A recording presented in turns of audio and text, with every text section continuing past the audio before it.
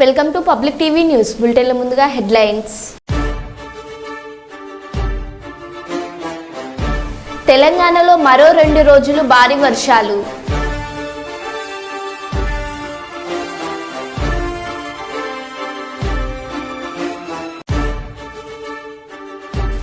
తాడ్వాయి మేడారం దట్టమైన అడవిలో సుడిగాలి ప్రళయంతో నేలరాలిన వేల వృక్షాలు.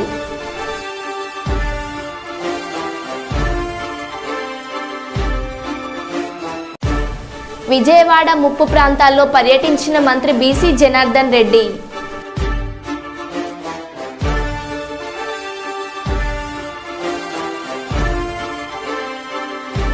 దైవ దర్శనానికి వెళ్లి వస్తూ యువకుల గల్లంతు.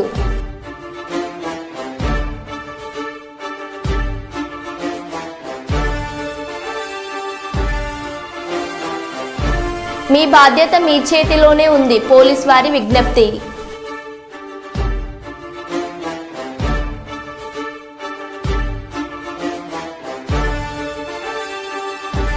ట్రాక్ పునరుద్ధరణ అనంతరం ట్రయల్ రన్ నిర్వహించిన రైల్వే అధికారులు.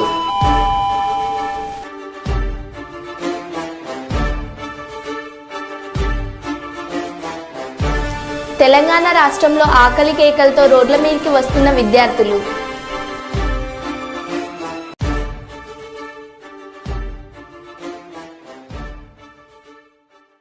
ఇక వివరాల్లోకి వెళ్తే, అత్యంత వేగంగా వరదకు కొట్టుకుపోయిన రైల్వే ట్రాక్ పనులకు మరమ్మతులు చేసి రికార్డు సృష్టించిన రైల్వే శాఖ కార్మికులు, అధికారులు. ప్రస్తుతం మహబూబాబాద్ జిల్లా కేసముద్రం మండలం తాళ్లపూసపల్లిలో రైల్వే మరమ్మతులు పనులు పూర్తి అవడంతో ట్రయల్ రన్ నిర్వహిస్తున్న అధికారులు. ఎస్సీఆర్జీఎం అరుణ్ కుమార్ జైన్, డిఆర్ఎం భరతేష్ కుమార్ జైన్ మాట నిలబెట్టిన రైల్వే సిబ్బంది 24 గంటలు శ్రమించి కేసముద్రం మండలం తాళ్లపూసపల్లి 432 కిలోమీటర్ల వద్ద ట్రాక్ పునరుద్ధరణ అనంతరం ట్రయల్ రన్ నిర్వహించిన రైల్వే అధికారులు.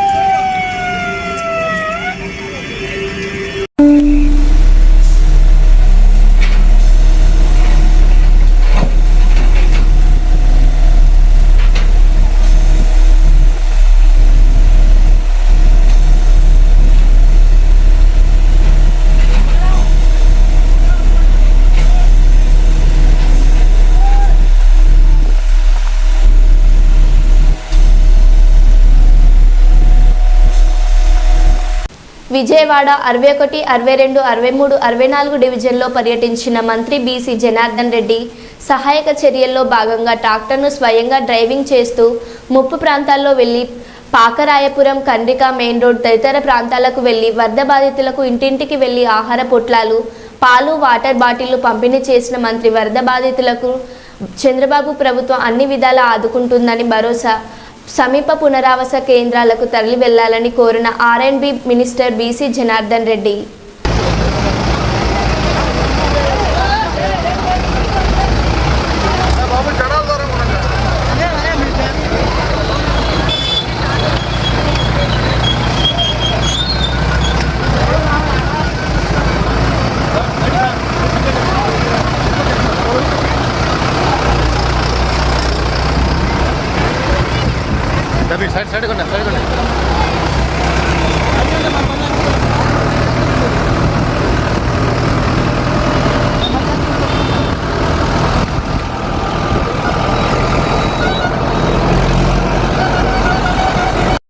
తాడ్వాయి మేడారం దట్టమైన అడవిలో సుడిగాలి ప్రళయంతో నేలరాలిన వేల వృక్షాలు.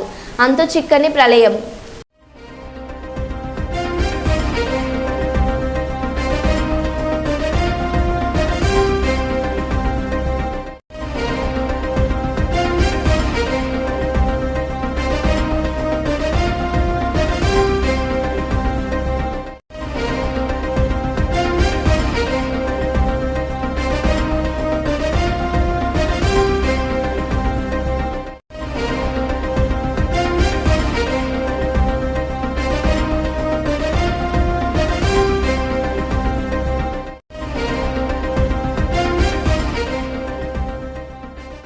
డ్రాప్ చేసేదానికి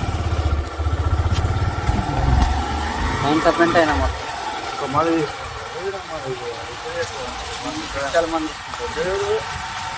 డ్రాప్ చేసేదానికి అవును తప్పంటే అయినా మొత్తం మరి చాలా మంది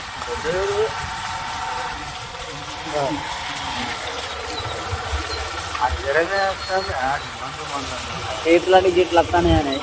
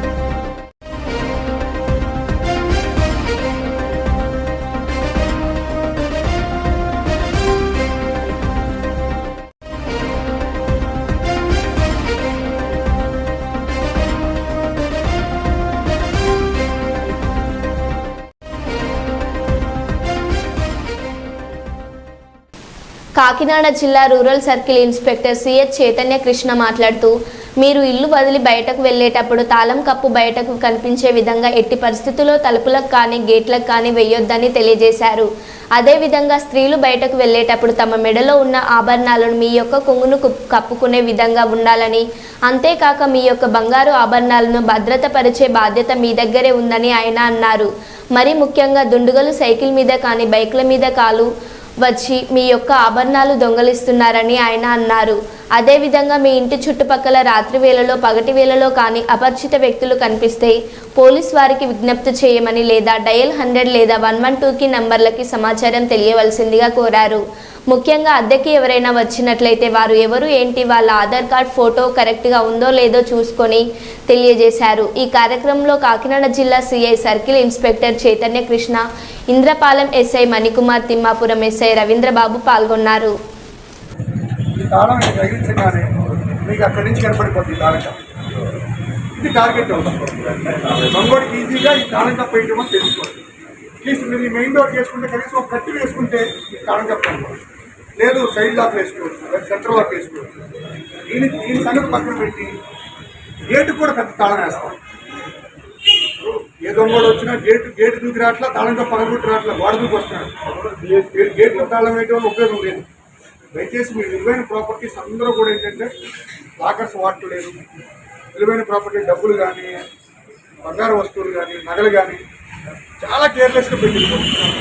కొన్ని దొంగతనాల్లో మేము చూసాం. బీరువాలో బంగారం అంతా పెట్టుకుంటున్నారు, వారంలో వెళ్ళిపోతున్నారు, 1 వీక్ తర్వాత తిరిగి వస్తున్నారు, వచ్చిన దొంగతనం అవుతుంది. మేము దొంగల తర్వాత పట్టుకున్న తర్వాత అడిగితే సార్ తాళం కూడా వెళ్ళారు సార్, తాళం చేయి అక్కడే బీరువాలో పక్కనే పెట్టారు సార్, బీరువా పక్కన లేదా దిల్లీలో పెట్టారు సార్ అంటున్నారు. అంటే ఎంత నెగ్లెక్ట్గా ఉంటేనే దొంగతనాలు పోయేది మీ ప్రాపర్టీ, అది కాదు. అయినా కూడా మేము ప్రభుత్వం వారు, కార్పొరేషన్ వారి సహకారంతో, పోలీసు వారి సహకారంతో, అదేవిధంగా పంచాయతీ డిపార్ట్మెంట్ ఎవరైతే ఉన్నారో డిఎల్ఓ వారి ఆధ్వర్యంలో వీళ్ళందరూ ఆర్డీఓ గారు వీళ్ళందరూ కలిసి కొన్ని ఇమర్షన్ స్పేస్ని మనం అనుకుంటాం. అంటే ప్రతి మండలంలోనూ ప్రతి సిటీలోనూ ఒక దగ్గర ఒక టౌన్లోనూ వినాయక నిమజ్జనాలు జరిగే చోటుని మనం కొంత స్టండన్ చేసి అక్కడ ఐడెంటిఫై చేసి వారికి అక్కడ అన్ని ప్రికాషనరీ చర్యలు తీసుకుని ఎటువంటి ప్రమాదాలు జరగకుండా ఉండే విధంగా తీసుకున్నారు. లైటింగ్ ఏర్పాటు చేస్తున్నారు, స్విమ్మర్స్ పెడుతున్నారు, అదేవిధంగా లైఫ్ జాకెట్లు ఇస్తున్నారు, అక్కడ బోట్లు పెడుతున్నారు, బార్గెనింగ్ చేస్తున్నాం. సముద్రంలో జరుగుతుంది, బీచ్లో సూర్యాపేట బీచ్ ఉంది, బీచ్లో జరిగినప్పుడు కూడా పెద్ద ఎత్తున అన్ని భద్రత ఏర్పాట్లు చేస్తున్నారు. ఇక్కడ కాకుండా చాలామంది పబ్లిక్ అనాథరైజ్డ్గా, అంటే ఇక్కడైతే టైం పడుతుందనో లేకపోతే దూరం అనో లేకపోతే ఇవన్నీ ఉండాలనో ఎక్కడో మేము ఈ ఏర్పాట్లు చేయని దగ్గర ఎక్కడో కావాలనో ఇంకో దగ్గరికి లోపల పక్క కూడా మీరు తాళం వేసుకుని వెళ్ళొచ్చు, అయితే సైడ్ డోర్ తాళం వేసుకుని వెళ్ళొచ్చు, చాలా ఉన్నాయి. అదేమీ లేకపోతే ఈవెన్ కట్టెన్ వేసుకున్నా చాలు. ప్రధాన ద్వారానికి మీరు తాళం వేసుకునేటట్టు గేట్ వేయాల్సిన అవసరం లేదు. ఎందుకంటే గేట్లు తీసుకుని ఎవరో దొంగలు రావట్లేదు, గోడ దూకి వస్తున్నారు. దానివల్ల దొంగతనాలు నిలవదు. మీరు ప్రధాన ద్వారానికి వేసినట్టయితే 80% దాని మీద కట్టెన్ వేసినట్టయితే మరి మీరే ఇంట్లో ఉన్నట్టుగానే భావిస్తారు. అలా కాకుండా మీరు గేటుకు ఒక తాళం, బయట ప్రధాన ద్వారానికి ఒక తాళం, పెద్ద పెద్ద తాళాలు కనపడేది వేస్తే మీరు ఇల్లు వెళ్ళిపోయినప్పుడు ఈజీగా తెలిసిపోతుంది మీరు లేరన్న విషయం. నైట్ టైం వచ్చి దొంగతనం చేయడానికి వస్తుంది. ప్రధాన పాయింట్ అదొకటి. రెండో పాయింట్ ఏంటంటే ఇల్లు వదిలి బయటికి వెళ్ళేటప్పుడు మేము ఎన్నోసార్లు చెప్పాం, విలువైన వస్తువులు ఏవి కూడా బంగారం. కాకినాడ జిల్లా ప్రజలందరికీ పత్రికాముఖంగా పోలీసు వారి విజ్ఞప్తి, ఇటీవల కాలంలో కాకినాడ పరిసర ప్రాంతాల్లో ఎక్కువగా అంటే సెమీ అర్బన్ ఏరియా ఏదైతే ఉందో సబర్బన్ ఏరియాలో దొంగతనాలు కూడా ఎక్కువ అవుతున్నాయి. ఎందుకంటే సిటీ అవుట్స్కట్స్లో ఉన్న ఇల్లు ఐసోలేటెడ్గా ఉండటం వల్ల ప్రజల యొక్క మూమెంట్ కూడా చాలా తక్కువ ఉంటుంది. కాబట్టి అటువంటి ప్రదేశాల్లో దొంగతనాలు ఎక్కువ జరుగుతాయి. ఈ దొంగతనాల మీద మేము పరిశోధన చేసి ఇన్వెస్టిగేషన్ చేస్తున్నప్పుడు కొన్ని ఆసక్తికర విషయాలు మాకు బయటకు వస్తున్నాయి.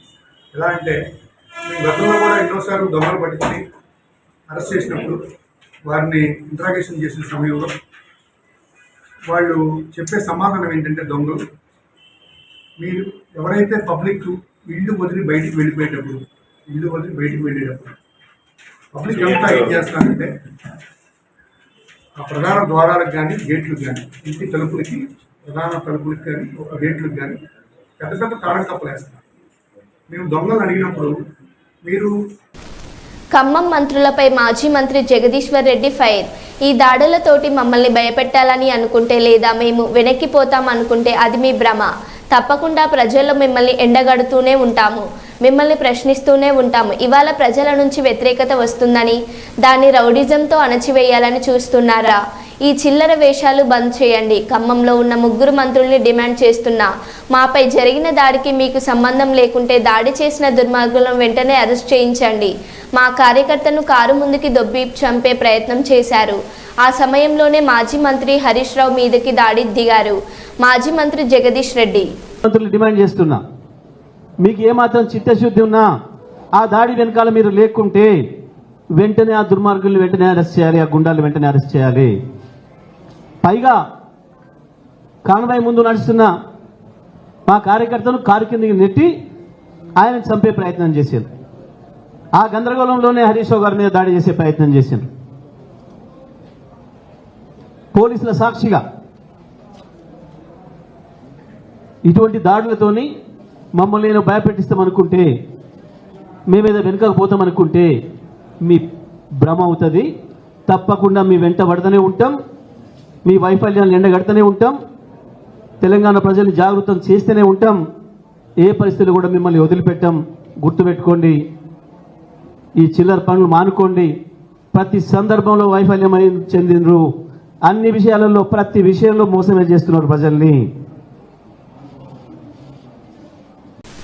పెద్దపల్లి జిల్లా గోదావరి నది పరివాహక ప్రాంత ప్రజలు అప్రమత్తంగా ఉండాలని గోదావరి కని స్థానిక 6వ డివిజన్లోని సప్తగిరి కాలనీ రాజీనగర్లోని గడప గడపకి తిరుగుతూ వారికి భారీ వర్షాల దృష్ట్యా పలు సూచనలు చేసి వారికి ఎలాంటి సమస్య వచ్చినా తమకి తెలియచేయాలని రామగుండం శాసనసభ్యులు మక్కన్ సింగ్ రాజ్ ఠాకూర్ వారి సతీమణి మనలి ఠాకూర్ కోరారు.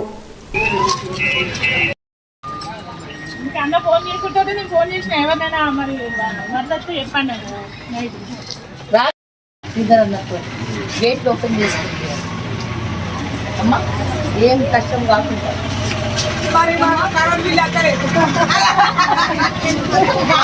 పడతారు ఫోటోలల్లా.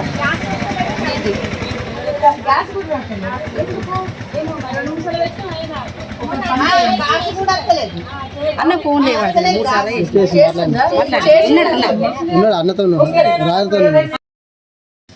ఉట్టొక రాజ్ ఠాకూర్ అన్నతోని ఇది అయ్యింది. మీ బిడ్డలకి జాబ్లు వస్తాయి, మీరందరూ సంతోషంగా ఉండాలని ఎవరైనా వాళ్ళ స్వార్థం చూసుకుంటారు. కానీ ఆయన దండాలు పెట్టి సీఎం గారిని దండం పెట్టి మన శ్రీధర్ అన్న దండం పెట్టి మీకు తెచ్చిండు. అంటే మన ఊరు ఇంకా ఖాళీ కాకుండా మన జీవితాలు మంచిగా అవుతాయి. ఇప్పుడు 1x800 అంటే చాలా పెద్దది, అది మీకు అందరికి తెలుసు. ముందు జాబ్ అదొకటి, మీ బిడ్డలందరూ జాబ్ లేకపోతారు. నీళ్ళ పరిస్థితి మళ్ళొకసారి నీళ్ళు రాకుండా చేస్తాం. అమ్మ ఒక్క నిమిషం, రోడ్లు అయితే మీ అందరికి సంతోషంగా ఉండేటట్టు చేస్తాంటే మిమ్మల్ని మేము దండాలు పెట్టి ఓట్లు ఏమని అడిగి గెలుచుకున్నాం. దాని బాధ్యత మేము తీసుకోండి, అందుకే వచ్చింది. రాష్ట్ర యంత్రాంగం మొత్తం సహాయక కార్యక్రమాల్లో పాల్గొంటున్నారు. ఐఏఎస్ అధికారులంతా క్షేత్రస్థాయిలో పనిచేస్తున్నారు. నేను క్షేత్రస్థాయిలో పర్యటిస్తే వరద సహాయక చర్యలపై ప్రభావితం చూపుతుందన్న అధికారుల సూచన మేరకు ఆగిపోవాల్సి వచ్చింది. ఉప ముఖ్యమంత్రి శ్రీ పవన్ కళ్యాణ్ అనుకున్నప్పుడు అందరూ ఏమన్నారంటే, మీరు వస్తే ఇది మాకు ఈ రిలీఫ్ ఆపరేషన్స్కి ఇబ్బంది అయిపోద్ది, మాకు దయచేసి మీరు ఈ రిలీఫ్ ఆపరేషన్ మీరు అడ్డం అయిపోతారని చెప్పేసి వారి సూచన మేరకు నేను ఆగిపోవాల్సి వచ్చింది. ఇప్పుడు కూడా ఒకసారి వాళ్ళ నిర్ణయం తీసుకొని వాళ్ళు టేక్ ఎక్కాలి. వెళ్తే అది సహాయపడాలి, కానీ మళ్ళీ ఇంకొక కేయాటిక్ మీకు తెలుసు. అందుకని దాన్ని దృష్టిలో పెట్టుకుని కొంచెం చట్టపాయిస్తాను అంత విషయం లేదు. కొంచెం ఇబ్బంది లేదంటే ముందు మెయిన్ అధికారులు పాపం గత 72 గంటల నుంచి వాళ్ళు నలిగిపోతాను నిద్రాహారాలు లేకుండా. సో వాళ్ళని దృష్టిలో పెట్టుకొని మళ్ళీ నేను వెళ్ళి సహాయపడాలి, కానీ మళ్ళీ అది అదనపు బరువు అయితే మళ్ళీ రెస్క్యూ ఆపరేషన్స్ ఇబ్బంది కలగకూడదని చెప్పి నేను దాన్ని దృష్టిలో పెట్టుకొని నేను స్వయంగా నేను పర్యవేక్షిస్తున్నాను. 4 రోజులుగా పవన్ కళ్యాణ్ ఉప ముఖ్యమంత్రి రాలేదు, ఎక్కడ వెళ్ళని చెప్పి విపక్షాలు ఆరోపణ చేస్తుంది, బాధితులను పట్టించుకోలేదని చెప్పేసి ఆరోపిస్తున్నాయి. ఏం చెప్తారు? ఫిజికల్గా మీకు కనిపించడం పద్ధతి అంటే వాళ్ళు ఏమనుకుంటారు, నేను బోట్ వేసుకొని రెస్క్యూ చేయడం కుదరదు కదా, ఆ బాధ్యతలు లేకుండా ఎందుకంటే అది ఏంటంటే అనాలి కాబట్టి అంటే తప్ప ఎంటైర్ మీరు చూస్తున్న పిఆర్ మెషినరీ, మన పిఆర్ పంచాయతీరాజ్ మెషినరీ మొత్తం ఎంటైర్ వర్క్ చేస్తాము మా సైడ్ నుంచి. అంటే అట్లా కదా సార్, ధైర్యం చెప్పని కూడా రాలేదని చెప్పేసి వాళ్ళు ఆరోపణ చేస్తున్నారు కదా మీ నుంచి. అది నేను అట్లా అనుకోవట్లేదండి. అంటే ఏమైపోతుంది, ధైర్యం చెప్పడానికి వెళ్ళి ఒక్కసారి మీద పడ్డారు అనుకోండి. పరిస్థితులు ఎలా ఉన్నాయంటే, నేను మొన్న పింఛన్ ర్యాంప్ దీనికి వెళ్ళాను. నేను వెళ్ళి సహాయ కార్యక్రమం అంటే నేను ఒక ప్రత్యేకమైన పరిస్థితిలో ఉన్నాను, అది నేను అర్థం చేసుకోవాలి. ఇప్పుడు నేను వెళ్ళి కూర్చుంటే వెళ్ళిపోదని రెస్క్యూ ఆపరేషన్స్కి ఇబ్బంది కలగకూడదన్నది ఒకటే నన్ను ఆ సూచన ఒకటి నన్ను ఆపేదాను, అంతమించి వేరే అవ్వలేదు. వరంగల్ జిల్లా నెక్కొండ మండలం ఇంటికన్నె వద్ద ట్రాక్ మరమ్మతులు పూర్తి కావడంతో కేసముద్రంలో ఆగి ఉన్న సంఘమిత్ర రైలును వరంగల్ వైపు పంపించిన రైల్వే అధికారులు.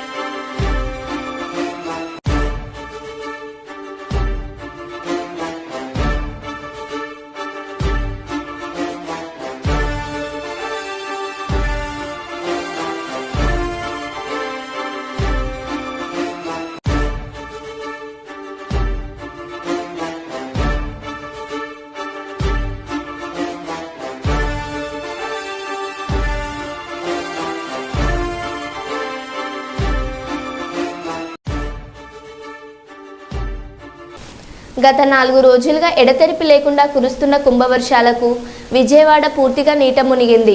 జనసంచారం పూర్తిగా నిలిచిపోయింది. అక్కడ ఉన్న ప్రజలు తినడానికి తిండి లేక, తాగడానికి నీరు లేక అలమటిస్తున్న విషయాలు పలు మీడియాలో కథనాలలో చూసిన విశ్వ హిందూ ధర్మ పరిరక్షణ రామసేన అధ్యక్షులు కంబాల శ్రీనివాసరావు అమెరికాలో ఉండి గోకవరంలో ఉన్న తమ అనుచరులకు వెంటనే ఫోన్ చేసి విజయవాడలో ఇబ్బంది పడుతున్న ప్రజలకు మనవంతు సహాయం వారికి అందించాలని చెప్పారు. దాంతో తెల్లవారులు తమ సిబ్బంది కష్టపడి 3000 మందికి బిర్యానీ పొట్లాలు, 6000 మందికి మంచినీళ్లకు విజయవాడకు తీసుకెళ్లి అందించారు. మానవత్వం పరిమళించిన కంబాల శ్రీనివాస్కి గోకవరం ప్రజల కృతజ్ఞతలు తెలిపారు.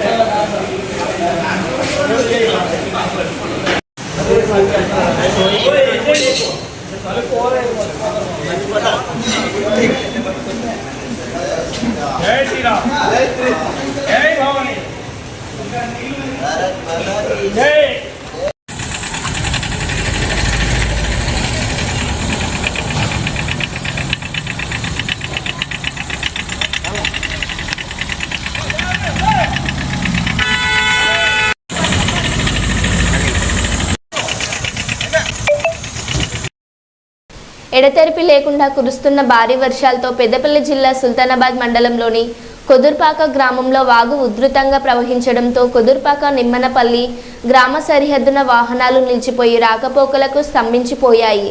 వరద నీరు తగ్గిన తర్వాతే రాకపోకలు పునరుద్ధరిస్తామని అధికారులు తెలిపారు.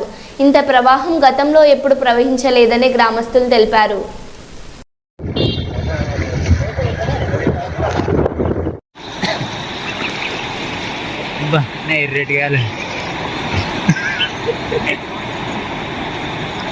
जरा गुरवाच काय मुद्दला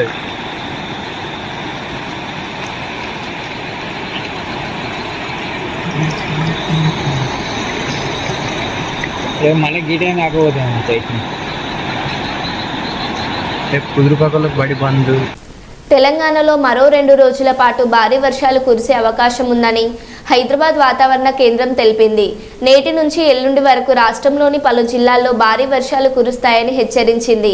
ఉరుములు మెరుపులతో కూడిన వర్షాలు కురిసే అవకాశం ఉందని తెలిపింది. గంటకు 30 నుంచి 40 కిలోమీటర్ల వేగంతో గాలులు వీచే అవకాశం ఉందని తెలిపింది.